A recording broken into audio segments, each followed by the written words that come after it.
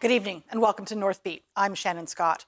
Canada's northern premiers have a message for American President Donald Trump. The Arctic is not for sale. The three premiers spoke about this earlier today on the CBC radio show The Current. TJ Deer has that story. We've got 28 to 30. The premiers of Canada's three territories have strong thoughts about Donald Trump's vision for the Arctic. NWT Premier R.J. Simpson says the North can't be bought. We're part of Canada. This is Canada, and it's not going to be part of the United States, not a 51st state or anything like that. But the North is open for business. You know, we do have a lot of resources in the territory across northern Canada. Nunavut Premier P.J. Akiakok is from Grise Fjord. That's one of the communities where Inuit were relocated in 1953. He says Inuit have paid a huge price when it comes to sovereignty. But I think Inuit have really known the importance of a role that we will play. And we really feel there's an opportunity for us to just really unlock the true potential that's there before us. That potential includes projects Akiakok calls nation-building ones that would connect the North with the South. He highlighted the deep sea port in Qikiqtarjuaq and the Grays Bay Road and Port project. Akiakok's comments also come a day after another nation-building project was announced, high-speed rail service between Toronto and Quebec City. Part of Trump's vision for the Arctic is to buy Greenland. When asked if Trump's focus might extend to the Canadian North, Yukon Premier Ranj Pillay said it's an opening position on a negotiation. There's been a long presence of U.S. military infrastructure in Greenland, and that hasn't changed. I think it's diminished over time, but there's definitely a posture we're seeing on reasserting there. All three premiers stressed the importance of the North when it comes to Canada's success. This comes at a time when national pride may not have been higher. TJ Deer, CBC News, Iqaluit. As the northern premiers speak out about Canada's national and Arctic sovereignty and the importance of upholding it, they're being joined by another American voice, the Republican State Senate Majority Leader for Alaska. Kathy Giessel believes it would be a terrible idea for Canada to become the 51st state, and she's also against Donald Trump's proposed tariffs. I spoke to her earlier from Juneau, Alaska. Senator Giessel, thank you so much for being with us today. Oh, I'm thankful to be here. Thank you for this time.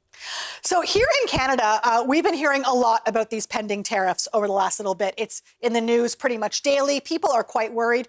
I'm curious how this news is playing out in Alaska. What are you hearing from your constituents? Well, my constituents are concerned. These kinds of tariffs are not beneficial to our economy, certainly not beneficial to our relationship with our fellow partner in North America. We have such a relationship, such a positive relationship with Canada, that as Alaskans, we don't want to see that impaired in any way. What could Alaska lose if these tariffs go through? Well, we have a huge trade, of course, activity between Alaska and Canada. We have a lot of transportation, shared transportation issues with the Alaska Highway.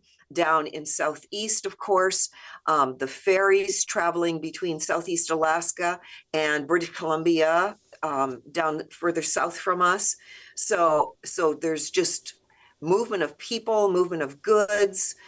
Many of our communities actually straddle the border, and a U.S. community on one side, a Canadian community on the other. So we just share so many values and economic benefits. You just said something, when you're talking about the straddling the border, I was just reminded that, of course, for Indigenous people in that area, those borders have never really existed. What do you think this could mean for Indigenous groups on both sides of where the border stands now? Well, obviously, there's the shared values again, but there's the trade as well. I mean, many of our Native organizations do mining operations. They share culture and trade across the border. It divides families, really. When we're talking about our Indigenous communities, it divides families.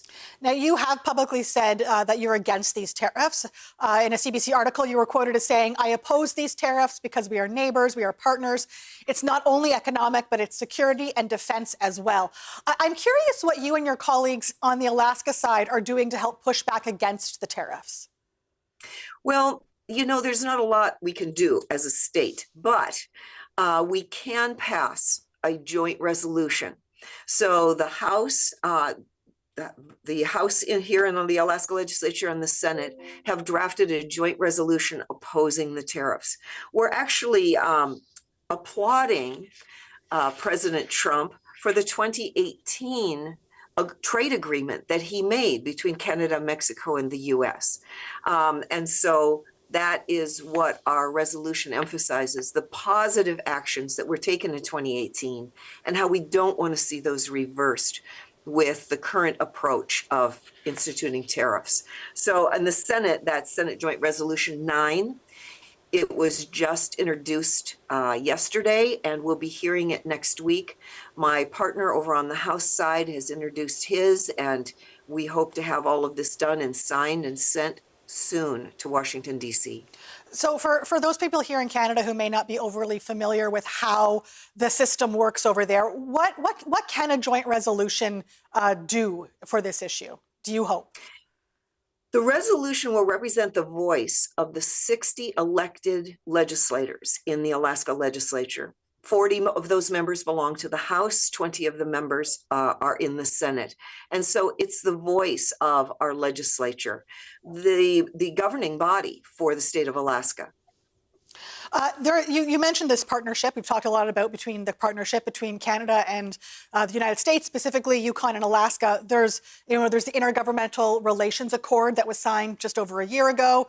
Alaska has pledged money to improve the Alaska Highway on the Yukon side of that road. Construction on that is set to start this year. I'm wondering, what do you hope to see happen with these kinds of agreements, and what do you think will happen with these kinds of agreements in this current political climate? I am concerned about the appropriations, the federal money that will improve the highway on the Alaska side. We're seeing Washington, D.C. pull back a lot of the federal money, not just for roads, but we're concerned about our Forest Service, the fighting forest fires. Of course, fires don't recognize borders. And if we have a fire here on the Alaska side, it can certainly migrate across to Canada. Having lost the U.S. Forest Service workforce, at least a portion of them here in Alaska, we aren't sure what our response will be capable of doing should we have a fire near our shared border. So these are the kinds of things we, even in the state of Alaska, are unsure about going forward as we prepare the budget for our next year here in our state. The other thing, of course, we're talking a lot about here in Canada is Trump's musings around Canada becoming the 51st state. I'm wondering what you think about that. I think it's a terrible idea. We need Canada to remain the independent, democratic government and country that it is now. We need that partnership. You have insights into Arctic affairs that our federal government doesn't have, because the only thing that makes the United States an Arctic nation is the fact that Alaska is part of the United States. So we have Alaska and Canada. We have shared knowledge, interest, and focus on the Arctic and its security, its environmental protection, its animals, the water, all of those issues. These are things that Washington, D.C. in our country has no clue about. So we want to see Canada remain an independent entity that we can partner with, that we can certainly respect and share concerns with. Do you have a final parting message for Yukoners and Northerners in general as we face these possible tariffs? I would encourage Canadians to wait and see what happens here. A lot of us are pushing back on what's happening with our federal government and looking for stability, a return to stability and civil discussion and collaboration. So know that there are many, many Alaskans, I'd say a vast majority of Alaskans, that want to maintain that good relationship with Canada. All right, Senator, we're going to have to leave it there, but I really appreciate your time today. Thank you so much. Thank you. In the Northwest Territories, an energy project that could supply Beaufort Delta communities with fuel for the next 50 years is moving ahead. The Inuvialuit Energy Security Project has been given a $100 million loan, which will be used to build a gas plant near Tuktoyaktuk. The CBC's Des Loreen explains. The Inuvialuit Regional Corporation secured a loan to build the plant that will produce natural gas and synthetic diesel for use in the region. The total cost of the project is over $300 million. The remaining funding will be provided by the IRC. Inuvik Mayor Peter Clarkson says the plant will be beneficial for the region. I think anytime we can get energy that's in the region brought to Inuvik is great. It'll likely mean more employment for people in the region, in Inuvik and Tuk, but it also reduces our greenhouse gas emissions. Hilary Thatcher is with the Canada Infrastructure Bank, the organization lending the Inuvialuit the $100 million. She says their research shows the natural gas well will be a good investment. And we've worked really closely with the engineering firms and our lender technical advisor to assess the life of the well, and so to ensure that both our loan can get paid back, but also that the well itself and this infrastructure project meets the needs of the communities for the timeline that is anticipated, which is around 50 years actually for this particular project. CBC has made several requests to Inuvialuit Regional Corporation CEO Dwayne Smith for an interview about the funding, but so far he's been unavailable. Des Loreen, CBC News, Inuvik. It's been 10 years since the town of Hay River NWT decided to change electricity providers, and now it's finally happening. Starting next month, the town will no longer be served by NACA Power. NTPC is taking over. But as Jocelyn Chappelle reports, for now, the Northwest Territories Power Corporation will be paying more than it wants to the town's former provider.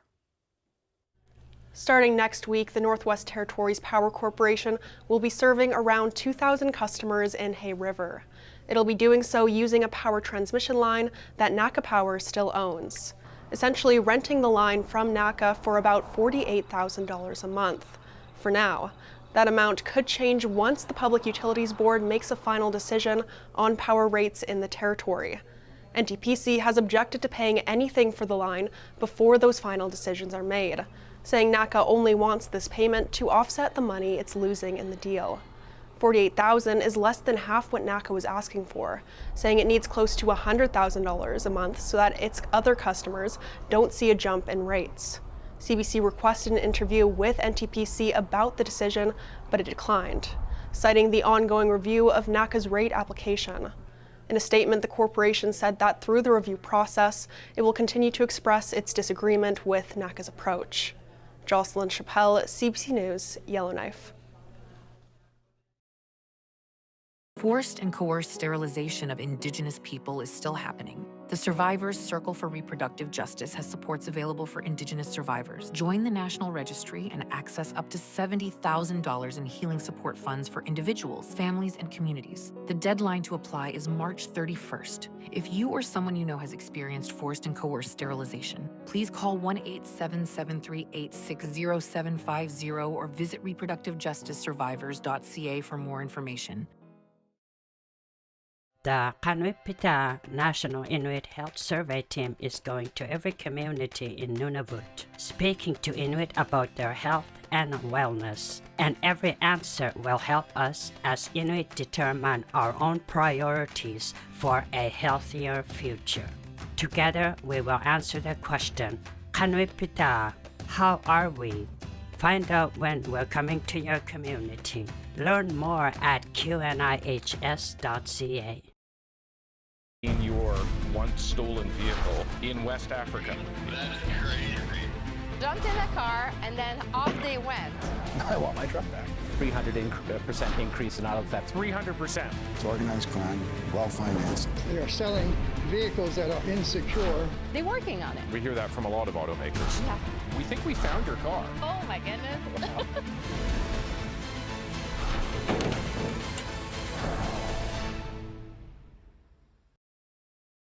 You are finally here. Come on! Just talk to me. Woo! All you have to do is look. Nothing can stand in your way. Are you still nervous? No, not anymore.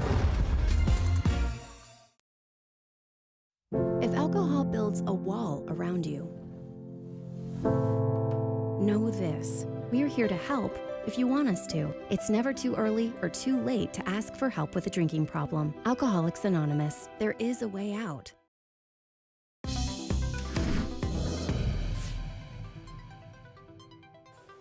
The mayor of Artvia Nunavut says he's worried about what might happen to the Inuit Child First initiative as his community winds down the program that has served as many as 1,400 children there. The program's agreement with the federal government ends on March 31st, and its future remains uncertain. The Kivalliq community of around 3,000 people is one of many in the territory that administers the federal program to its residents. Savikitak Jr. says there's been very little communication from the federal government. With Parliament being pro-rogue, that is slowing everything down. I hope as soon as they get back that they deal with this and let people know that it will continue or not, rather than just letting us wait in suspense. Indigenous Services Canada has not said whether the program will continue. Savikitak Jr. says the hamlet will update people if anything changes. A Nunavut nonprofit is getting $300,000 in federal support for 2S LGBTQI+ entrepreneurs. Small Economy Works helps train people to develop their entrepreneurial skills. The money will help them start up a new Inuit cohort this year. Organizers say the program will provide a safe space for people to enhance their skills. To be able to go out there in the world and know that they are accepted for who they are and loved for who they are. So, and they'll be able to see it through our programming too, that there are other entrepreneurs out there that are out there doing their thing and being very successful. The money is part of a $2.8 million funding agreement being given to 12 nonprofit organizations. Now, officials in Yukon are calling a new funding announcement in Whitehorse a, quote, perfect blueprint of intergovernmental partnerships. The federal, territorial, and municipal governments all contributed, as well as the Tonquachan Council's Economic Development Company. All told, $37 million is being invested into an existing affordable housing project. We always say our success is driven by partnerships, and as I stand before you today, and you've heard it repeatedly through all these speakers, Winter Crossing is truly a blueprint to what success looks like from intergovernmental partnerships. Winter Crossing is a project that is made in the Yukon for the Yukon. It will bring to the Yukon a project that is locally sourced. Today will mark an exciting new chapter in Yukon history and is another major step forward in addressing the housing crisis on all scales and levels. Now, this housing project called Winter Crossing was first announced last year, and as you can see, it's already under construction. It's 105 units of affordable housing and is set to welcome its first residents next year. Priority will be given to those with low incomes, people who are victims of violence, and anyone with mental health concerns. Yukon MP Brendan Hanley will run again in the next federal election. He's now been officially nominated as the Liberal Party candidate in hopes of winning another term. He was first elected to represent the Yukon in 2021. The Liberal Party officially announced his nomination for re-election last night. Hanley says this is a turbulent time to run for office thanks to the Trump presidency in the United States, but he says that won't deter him. This is not an easy time. It's an incredibly unpredictable time, but we still need leaders. We still need a government. We still need laws and legislation. And most importantly, we still need a strong advocate for Yukon, particularly, again, in a time when we're talking about the need for protecting our north, building infrastructure in our north, protecting whether it's defense, whether it's the infrastructure that we need, both from a pure defense point of view, but also to tackle the impact of the climate emergency on our territory. Hanley is the first candidate so far to receive a federal party nomination in Yukon. Well, the Liberal government says it wants to increase funding for the CBC and give the public broadcaster additional responsibilities to protect Canada's sovereignty and national security. At the same time, the Conservatives are repeating their vision to slash government funding. Ashley Burke reports. This is the CBC television network. CBC's history dates back 90 years. This is CBC. Its mandate is to provide programming to inform, enlighten, Kids, and entertain Canadians.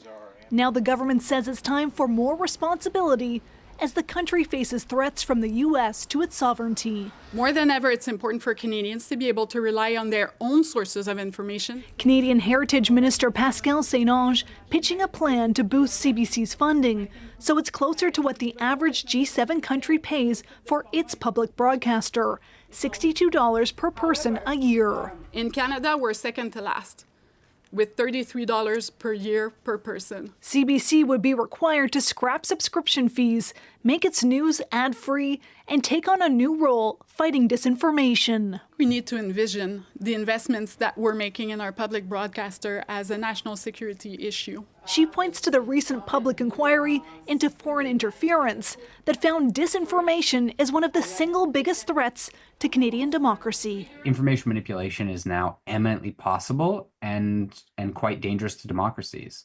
And so that really does need to be addressed. And I think sort of embedding it at the core of Canadian institutions makes a lot of sense. But Conservative leader Pierre Poilievre has long said the government funding CBC doesn't make sense and wants it defunded while maintaining its French language programming. Nobody watches CBC television. They have among the worst ratings of any network, and yet Trudeau gives them billions more. We're going to cut wasteful spending. You cannot say you love Canada and yet pledge to destroy our public broadcaster that is central in telling the stories of our country. In 2021, the Liberals campaigned on a promise to update CBC's mandate, but it's coming out with this plan now when Parliament's prorogued and it's unlikely to pass because an election is expected sometime soon. CBC says it welcomes proposals to better serve Canadians. Ashley Burke, CBC News, Ottawa. As water temperatures rise, species like pink and Atlantic salmon are increasingly spotted in Arctic waters. And now researchers in Qinghai, Nunavut are using an innovative technique to track the shift. Rather than capturing fish, researchers are collecting DNA from the water, which comes from fish scales, skin, or waste, and using that to identify which species are present. Scientists and community members are installing DNA monitors that filter the water to be tested. Project organizers say this approach allows researchers to monitor salmon populations in real time without disturbing the ecosystem. It's new. We're collaborating with Newfoundland to do this, but it'll allow our capability to monitor which species are coming in a lot more effectively. By testing this method in collaboration with local communities, researchers aim to better understand the long-term impacts of these species on Arctic ecosystems. The team is planning to put monitors in more communities, including Iqaluit, this summer.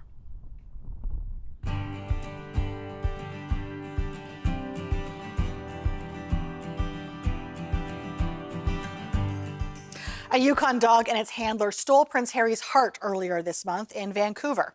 Thorin is the Yukon's first accredited facility and therapy dog. He was one of the pups selected to attend the Invictus Games. The multi-sport event was created by Prince Harry for wounded, injured, and sick military service personnel. There was no way I was going to say no. And then we got the call back in December saying that we were selected along with 18 other handlers, really across BC and Alberta. So a bunch of us traveled to be there.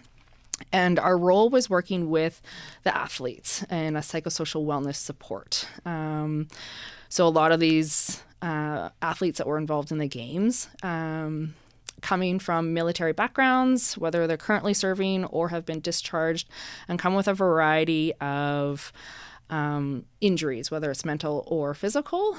And our role there was behind the scene was a lot of it, and being able to support them as they're getting ready to go to the sport that they're going to, during the sport, or after the sport. Obviously, with what's going on just in general of being able to do sports, there's the stressors. Yeah. And so that's what the dogs and the team's role was, to help lessen the stress and get them through to the start line and then after the start line. And I saw Harry and Meghan both kind of look over. Thorin and I were just standing at the end, and Harry stood up and came straight to Thorin and kneeled right down to him. It was not something I was expecting whatsoever, so I knelt down next to Thorin as well, and Thorne gave his big soulful eye kind of look to Harry, and Harry said he was speaking with me and said how much he misses his dog.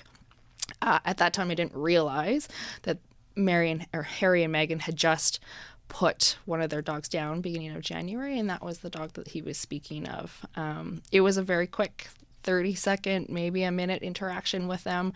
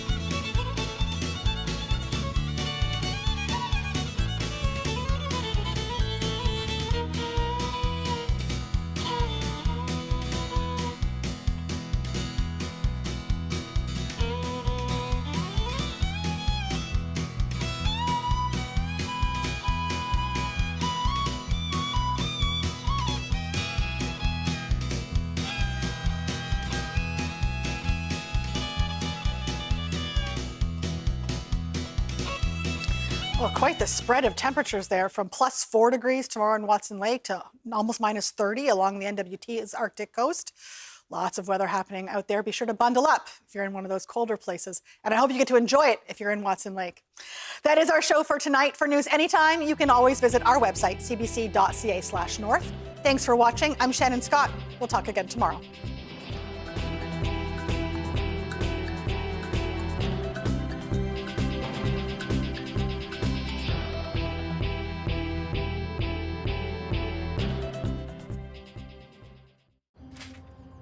I was fighting losing battles with opponents disguised as friends, and coming home to a different fight that never ends. I saw no other choice. I had to leave a roof for the rain. But sometimes I wonder if there was a path with more to gain. Maybe the opportunities would have been better, and every day would take me further towards something greater. To help create new paths for youth experiencing homelessness, the Home Depot Canada Foundation is committing $125 million by 2030. Earth is our collective home that makes us all family. As family, we strive to love and protect each other. Diversity of species is our strength. We are all connected. We survive and thrive together. We celebrate many things this season and make many choices. Taking care of our family should be the easiest. We're in this together. 12 new records for a penny. Sounds too good to be true. It's not a scam. Cancel anytime. It's all in the fine print. You're going to end up on the hook for a lot more. You think I'm stupid? I used your name to sign up. What do we know? I think we can explain. About that with Andrew Chang. And he can lift anything. Anything at all. He's that strong. Joe Schuster, will you stop it or you'll miss your train? Now help me find number 5. Strong, but by day he's a mild-mannered reporter. Glasses, you know, a secret identity. Honestly, you Canadian kids. He'd be in this cape. A what? A cape. Wearing these blue tights. A hero in tights, really. Here it is. Listen, Lois, this guy is faster than anything, I swear. If you're not fast, you're gonna miss your train. That's it. A bullet. A bullet. He's faster. No, he's faster than a speeding bullet. Come on, get on it. No one's gonna read a comic strip about a strong man in tights, Joe. It'll never fly. Fly, no. But he can leap over tall buildings. Oh, wow, yeah. See what your cousin Frank says in Toronto. Wait, Lois. I've got something for you. Here, take it. It's a gift. You never know. It might be worth something someday.